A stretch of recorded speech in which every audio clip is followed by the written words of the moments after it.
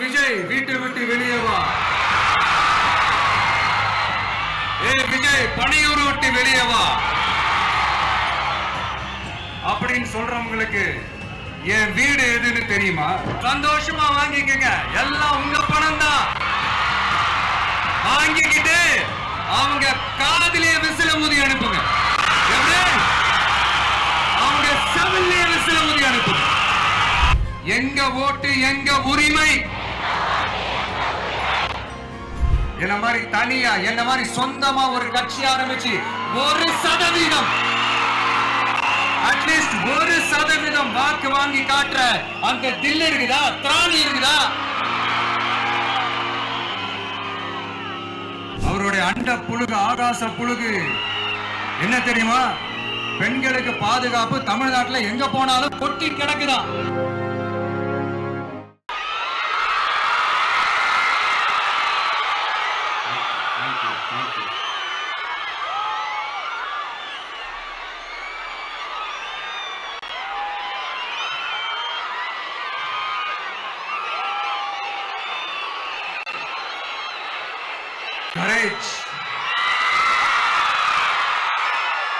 Courage தான் எல்லாத்துக்குமே ஒரு பேஸ்.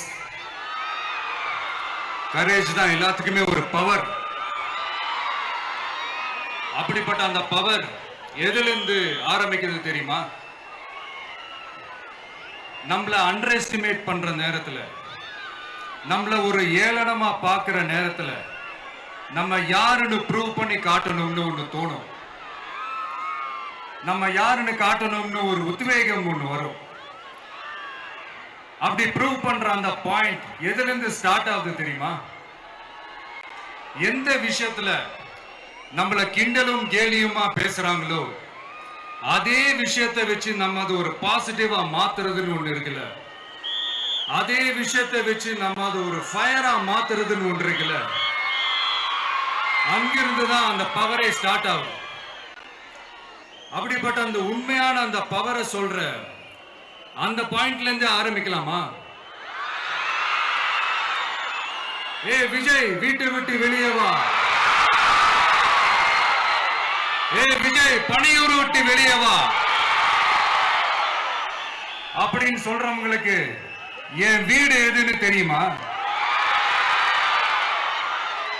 முதல்ல என் வீடு எங்க இருக்குனாவது தெரியுமா? என சீண்டி பார்க்கறதா நினைச்சு கிண்டலும் கேலியுமா பேசுறவங்களுக்கு நான் சொல்றேன், இந்த தமிழ்நாடு தமிழ்நாடுன்னு சொல்றாங்களே அது மத்தவங்களுக்கு வேணா ஸ்டேட்டா இருக்கலாம், ஆனா என்ன பொறுத்த வரைக்கும் என் தாய் நாடான தமிழ்நாடு தான் என் வீடு.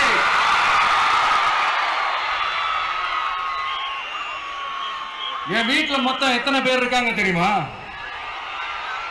8 கோடி பேர் இருக்காங்க. ஒட்டுமொத்த தமிழ்நாட்டு மக்களும் என் வீட்டு மக்கள், என் குடும்பம், என் உறவு, என் சொந்தம். எனக்கு எல்லாமும் கொடுத்த இந்த 8 கோடி சொந்தங்களுக்கு இனிமே எல்லாமுமா கூட நிக்க போறது இந்த விஜய் மட்டும்தான். தமிழ்நாட்டோட முதல் படை வீரனா, தமிழ்நாட்டோட முதல் பாதுகாவலனா அவங்க கூடவே நிக்கணும்ன்றதுதான் என்னுடைய குறிக்கோள்.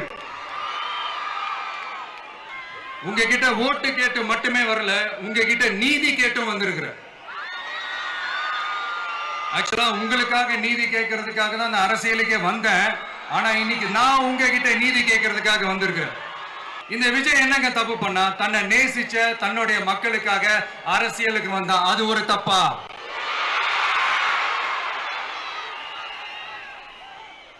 எல்லாத்தையும் ஒதுக்கி தள்ளிட்டு மக்களுக்காக மட்டுமே வந்த அது ஒரு தப்பா? இந்த மத்த கட்சிகளுக்கெல்லாம் மாநாடு நடத்துறதுக்கோ பொதுக்கூட்டம் நடத்துறதுக்கோ இல்ல ஹால் ஃபங்க்ஷன்ஸ் நடத்துறதுக்கோ பர்மிஷன் கொடுப்பாங்க, இடம் கொடுப்பாங்க. ஆனா நமக்கு மட்டும் இடம் கொடுக்க மாட்டாங்க, கொடுக்கவும் விட மாட்டாங்க. இது என்னங்க நியாயம்? இந்த SOPs சொல்லுவாங்க, அதனுடைய ஃபுல் ஃபார்ம் வந்து ஸ்டாண்டர்ட் ஆபரேட்டிங் ப்ரொசீஜர். ஆனா எனக்கு மட்டும் அது ஸ்டாலின் சார் ஆபரேட்டிங் ப்ரொசீஜர். இது என்னங்க நியாயம்? செல்ஃபே எடுக்காத ஒரு கூட்டணி கணக்கு.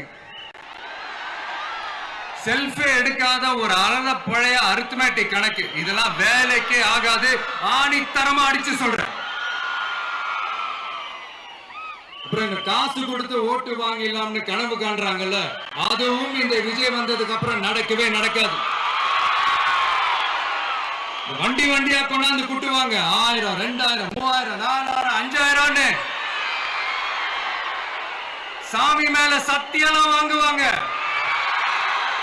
அப்படிதான் இத்தனை வருஷமா உங்களை ஏமாத்தி இருக்கிறாங்க.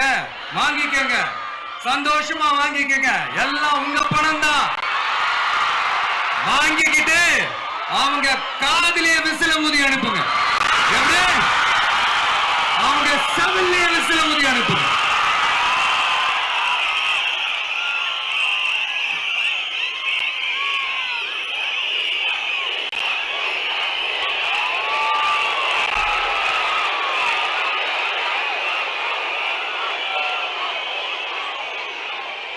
இந்த பணத்தை கொடுத்து ஏமாத்தி ஓட்டு வாங்குற அந்த கலாச்சாரம் ஒழியணும். பணத்தை கொடுத்து ஏமாத்தினா ஏமாறுவீங்க. உங்களை தான் கேட்கிறேன். பணத்தை கொடுத்து ஏமாத்தினா ஏமாறுவீங்க. எல்லாரும் கொஞ்சம் கை இப்படி வைங்களேன் எனக்காக. நான் சொல்றதை கொஞ்சம் ரிப்பீட் பண்ணுங்க. எங்க ஓட்டு எங்க உரிமை. எங்களை யாரும் விலைக்கு வாங்க முடியாது. எங்கள் ஓட்டு விசில் சின்னத்துக்கு தான். வேற யாரையும் நம்பி ஏமாற மாட்டோம். தேங்க்யூ. கேட்டுச்சா சார்? இனிமே நீங்க கொள்ளையடிச்சு வச்சிருக்கிற பணம் எல்லாம் வேஸ்டா போகுது. குப்பையில தான் தூக்கி போடணும். உங்களுடைய இந்த ஊழல் ஆட்சியும் மக்கள் குப்பையில தான் தூக்கி போட போறாங்க. உங்க வீட்டுல இருக்கிற உங்களுடைய அப்பா, அம்மா, தாத்தா, பாட்டி, பெரியப்பா, பெரியப்பா, சித்தி, சித்தப்பா, அத்தை, மாமா, ஓட்டு போடுற வயசுல இருக்கிற அண்ணன், அக்கா எல்லாரையும் விசில் சின்னத்துக்கு ஓட்டு போட சொல்லுங்க. விசில் சின்னத்துக்கு ஓட்டு போட வைங்க. தேர்தலில் நின்று ஜெயிச்சு மக்களுக்காக எங்களுடைய நன்றி கடனை செலுத்துறதுக்காக தான் நாம அரசியலுக்கே வந்திருக்கோம். Just want to make this clear. அவங்கள கேள்வி கேட்கறதுக்கு முன்னாடி அவங்களுடைய இயலாமையை மறைக்கிறதுக்காக இந்த ஏ டீம், பி டீம் இதெல்லாம் கூட சேர்த்துக்கிட்டு ஒரே விஷயத்த சொல்லி அழுகுறாங்கல்ல. என்னன்னு சொல்லி அழுகுறாங்க? அனுபவம் இல்லாதவங்களால எப்படி ஆட்சி அதிகாரத்தை செய்ய முடியும் அப்படின்னு ஒரே விஷயத்த சொல்லி அழுகுறாங்கல்ல. அந்த அழுகைக்கு நாம ஒரு பதிலடி கொடுக்கணும்ல. மக்களே, நான் உங்களையே கேட்கிறேன், தெரியாம தான் கேட்கிறேன்.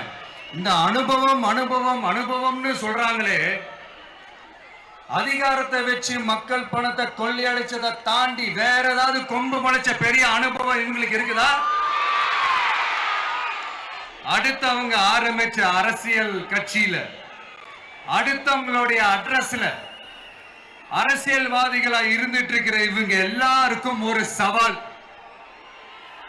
என்ன மாதிரி தனியா, என்ன மாதிரி சொந்தமா ஒரு கட்சி ஆரம்பிச்சு 1% அட்லீஸ்ட் 1% வாக்கு வாங்கி காட்டுற அந்த தில் இருக்குதா, திராணி இருக்குதா? 75 வருஷ கட்சி, 50 வருஷ கட்சின்னு இன்னைக்கு ஆட்சி அதிகாரத்துல இருந்துட்டு இருக்கிற இவங்க எல்லாரையும் மீறி இன்னைக்கு களத்துல தனியா நின்னு இந்த 2 வருஷத்துல முதன்மை சக்தியா வளர்ந்து 30% தாண்டி இன்னைக்கு மக்கள் ஆதரவை பெற்றிருக்கிற நமக்கு அனுபவம் இல்லையா? உங்களுடைய அனுபவம் என்னன்னு சொல்லட்டுமா? கட்சி ஆரம்பிச்ச அண்ணாவை மறந்தது, கட்சி ஆரம்பிச்ச எம்ஜிஆர் அவர்களை மறந்தது, கட்சியை வளர்த்த ஜெயலலிதா மேடம் அவங்களை மறந்தது. இவங்க எல்லாரும் சொன்ன விஷயங்கள், பேசின விஷயங்கள், எதையெல்லாம் ஃபாலோ பண்ணணும்னு சொன்ன விஷயங்கள் எல்லாத்தையும் மறந்தது. இவங்களுக்கு நமக்கு அனுபவம் இல்லையா? நமக்கு அனுபவம் இல்லதான். கொள்ளை அடிக்கிறதுல எங்களுக்கு அனுபவம் இல்லதான். அதெல்லாம் எங்களுக்கு சுட்டு போட்டால வராது. 4.5 வருஷம் ஆச்சு, 4.25 வருஷத்துக்கு மேல ஆகுது. இப்போ ஒவ்வொரு வீட்டு கதவையா தட்டி உங்கள் கனவுகளை சொல்லுங்கள், உங்கள் கனவுகளை சொல்லுங்கள், நாங்கள் அதை நிறைவேற்றி காட்டுறோம். இல்ல, ஸ்டாலின் சாருக்கு மக்கள் சார்பா ஒரு கேள்வி. மக்களுடைய கனவு என்னன்னு உங்களுக்கு தெரியுமா சார்? அது சரி, அவங்க என்ன நினைக்கிறாங்கன்னு உங்களுக்கு தெரியாது, அதுக்கப்புறம் எப்படி அவங்க கனவுகளை பத்தி உங்களுக்கு தெரியும்? மக்கள் விரோத திமுக அரசை நிலைக்க கூடாது அப்படின்றதுதான் மக்களுடைய ஒரே கனவு.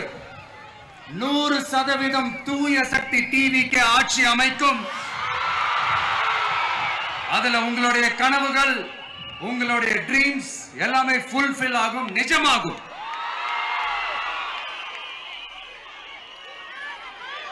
தமிழ்நாடு எப்பவுமே டெல்லிக்கு அவுட் ஆஃப் கண்ட்ரோல் அப்படின்ட்டு ஸ்டாலின் சார் அடிக்கடி சொல்லுவாங்க. ஸ்டாலின் சார் எது எதுலாம் அவுட் ஆஃப் கண்ட்ரோல் இப்ப நான் கொஞ்சம் சொல்லட்டுமா? முதல்ல சட்டம் ஒழுங்கெல்லாம் அவுட் ஆஃப் கண்ட்ரோல், பெண்கள் பாதுகாப்புல அவுட் ஆஃப் கண்ட்ரோல், இளைஞர்கள் வேலை வாய்ப்புல அவுட் ஆஃப் கண்ட்ரோல், மொத்தத்தில் அவரோட ஆட்சியே ஒரு அவுட் ஆஃப் கண்ட்ரோல். இந்த வருஷம் பிகினிங்ல சட்டசபையில பேசும்போது சொல்றாங்க, மக்கள் எல்லாரும் ரொம்ப மகிழ்ச்சியா இருக்கிறாங்க, அதனால நானும் ரொம்ப மகிழ்ச்சியா இருக்கிறேன் அப்படின்னு. மக்கள் சந்தோஷமா இருக்கிறத பார்க்கிறது கூட ஒரு சந்தோஷம் தான் சார், அது யாரும் இல்லைன்னு சொல்லல. அப்படி உண்மையிலேயே மக்கள் உண்மையிலேயே சந்தோஷமா இருக்கிறாங்க அப்படின்னா ஏன் சார் விவசாயிகள் போராட்டம் நடக்குது? ஏன் சார் மீனவர்கள் போராட்டம் நடக்குது? ஏன் தொழிலாளர்கள் போராட்டம் நடக்குது? தூய்மை பணியாளர்கள் போராட்டம் ஏன் நடக்குது? அங்கன்வாடி ஊழியர்கள் போராட்டம், செவிலியர்கள் போராட்டம், மருத்துவர்கள் போராட்டம், மாற்றுத்திறனாளிகள் போராட்டம், அரசு ஊழியர்கள் போராட்டம், ஆசிரியர்கள் போராட்டம், இடைநிலை ஆசிரியர்கள் போராட்டம், பகுதி நேர ஆசிரியர்கள் போராட்டம். இதெல்லாம் உங்க ஆட்சியில மக்கள் மகிழ்ச்சியா இருக்காங்கன்றதுக்காக நடக்கிற போராட்டமா சார்? எனக்கு தெரிஞ்சு மக்கள் சந்தோஷமா இருக்கிறாங்கன்னா பொங்கல் வச்சு கொண்டாடுவாங்கன்னு கேள்விப்பட்டிருக்கிறேன். உங்க ஆட்சியில தான் போராட்டம் நடத்தி அவங்களுடைய மகிழ்ச்சியை வெளிப்படுத்துறாங்கன்னு நினைக்கிறேன். இன்னும் தீரவே தீராத பிரச்சனைகள்னா இருக்கிற இடம் பிரச்சனை, பார்க்கிற வேலை பிரச்சனை, பண்ற தொழில் பிரச்சனை, விலைவாசி பிரச்சனை, தண்ணி பிரச்சனை, பஸ் வசதி இல்லைன்ற பிரச்சனை, ரோடு சரி இல்லைன்ற பிரச்சனை. ஆட்சிக்கு வரதுக்கு முன்னாடி தான் பொய் பொய்யா அடிச்சு விட்டீங்க, இப்ப ஆட்சியை விட்டு போகும்போது கூட பொய் பொய்யா பேசுறீங்களே சார், என்ன சார் இது? மாத்தி மாத்தி பேசுறதுல நீங்க வேற லெவல் தான் சார். ஆட்சிக்கு வந்த அடுத்த வருஷமே 2022ல 70% வாக்குறுதிகளை நிறைவேற்றிட்டோம்னு சொன்னாங்க. அப்புறம் போன வருஷம் 90% வாக்குறுதிகளை நிறைவேற்றிட்டோம்னு சொன்னாங்க. அப்புறம் இந்த வருஷம் 505 வாக்குறுதிகளை 404 வாக்குறுதிகளை நிறைவேற்றிட்டோம், கிட்டத்தட்ட ஒரு 80% வாக்குறுதிகளை நிறைவேற்றிட்டோம்னு சொன்னாங்க. முதல்ல 70, அப்புறம் 90, அப்புறம் 80. இன்னும் தேர்தல் நெருங்க நெருங்க அது 60, 50, 40, 30, 20ல போய் நிற்கும்னு நினைக்கிறேன். அதையும் அவரே அறிவிப்பாரோ என்னமோ எனக்கு தெரியல. முதல்வர் ஸ்டைல்லையே சொல்லணும்னா, பொய்யிலேயே பிறந்து பொய்யிலேயே வளர்ந்த புலவர் பெருமானே, கொஞ்சம் அத திருத்தி சொல்றேன், புலுகர் பெருமானே, அது இன்னும் பொருத்தமா இருக்கும். அவருடைய அண்ட புழுகு, ஆகாச புழுகு என்ன தெரியுமா? பெண்களுக்கு பாதுகாப்பு தமிழ்நாட்டில் எங்க போனாலும் கொட்டி கிடக்குதான். அப்படி அது உண்மைனா அண்ணா யூனிவர்சிட்டி அந்த பொண்ணுக்கு ஏன் சார் அப்படி ஒரு கொடுமை நடந்துச்சு? கோவை கல்லூரி பெண்ணுக்கு ஏன் சார் அப்படி ஒரு கொடுமை நடந்துச்சு? பெண் குழந்தைகள் பாதிக்கப்படுறதா கிட்டத்தட்ட 1000க்கும் மேலான போக்சோ கேசுகள் ஏன் சார் பதிவானுச்சு? போதைப் பொருள் கலாச்சாரம் கண்ட்ரோலே இல்லாம அது பாட்டுக்கு தாறுமாற எங்கேயோ போய்கிட்டு இருக்கு. வயலன்ஸ் எல்லாம் தலைவிரிச்சு ஆடுது. அதுக்கு ஒரு ரீசெண்ட் எக்ஸாம்பிள், அந்த ரயில்வே ஸ்டேஷன்ல அந்த சிறுவர்கள் எல்லாரும் சேர்ந்து செஞ்ச அந்த சம்பவம். சட்டம் ஒழுங்கு சரியா இருந்தா ஏன் சார் இப்படி எல்லாம் நடக்குது? சட்டம் ஒழுங்கு சரியா இருக்கணும்னா முதல்ல தமிழ்நாட்டுக்கு ஒரு டிஜிபி வேணும் சார். எங்க சார் போனார் அவரு? எங்க அவரு? சரிப்பா, கேள்வியா கேட்கறிய, நீ வந்தா என்ன செய்வ அதானே கேட்கறீங்க. கரெக்ட், கேட்கணும். மக்களோட அடிப்படை தேவைகளை தீர்க்கிறது தான் நம்மளுடைய ஃபர்ஸ்ட் வேலையே. அதை தீர்க்கிறதுக்கான அந்த தேடி போறது, அதோட சொல்யூஷனை தேடி போறது தான் நம்மளுடைய ஃபர்ஸ்ட் அஜெண்டாவே. கொஞ்சம் வெயிட் பண்ணுங்க, தேர்தல் அறிக்கை ரெடி ஆயிட்டு இருக்கு. தெளிவான ஒரு தேர்தல் அறிக்கையாவது வரும். என்ன நம்புற உங்களை நான் டிசப்பாயிண்ட் பண்ணவே மாட்டேன்.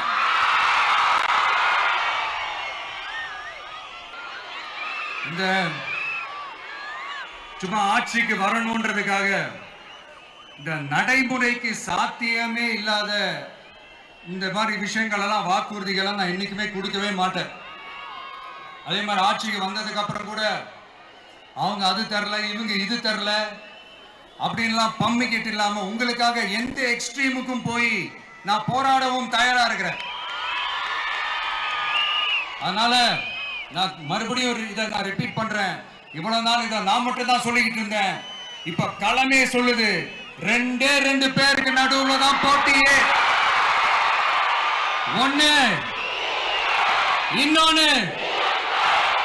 ஒண்ணு தூய சக்தி டிவிக்கு, இன்னொன்னு தீய சக்தி DMK.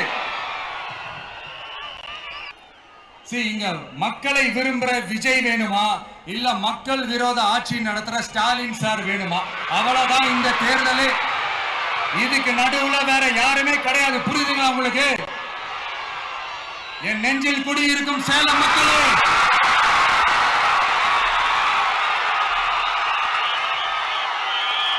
one last simple question. Vijay நம்புறீங்களா, ஸ்டாலின் சார் நம்புறீங்களா? அவ்வளவுதான், முடிஞ்சு போச்சு. கதம். போர் முழக்கம் உங்களை ஒரு நிமிஷம் கூட தூங்க விடாது. இந்த போன லாஸ்ட் வீக் இந்த டிஎன்பிஎஸ்சி அந்த எக்ஸாம்ஸ், அந்த குரூப் 2 எக்ஸாம்ஸ் அதை அனௌன்ஸ் பண்ணிட்டு உடனே அதை கேன்சல் பண்ணிட்டாங்க. இது உலகத்துக்கு எல்லாருக்கும் தெரியும். கேன்சல் பண்ணிட்டு ரொம்ப சிம்பிளா டெக்னாலஜி ஏதோ சம் ஃபால்ட், டெக்னிக்கல் ஃபால்ட் அப்படின்னு சொல்லி அதை கடந்து போயிட்டாங்க.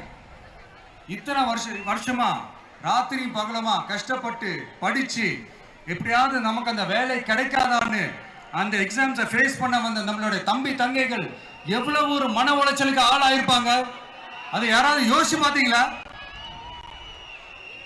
ஒரு எக்ஸாம்ஸை ஒழுங்கா நடத்த தெரியல, இதுல உலக நாடுகளோட போட்டி போடுறாங்களாம். நம்மளுடைய தம்பி தங்கைகள், நம்ம அம்மா அப்பா கிட்ட சொல்லுங்க, யாரும் தைரியம், எல்லாரும் தைரியமா இருங்க.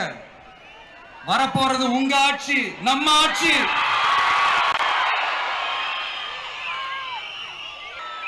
உங்களோட நான் இருக்கேன், நம்மளோட நம்ம மக்கள் இருக்காங்க. இதுக்கு மேல என்ன வேணும்?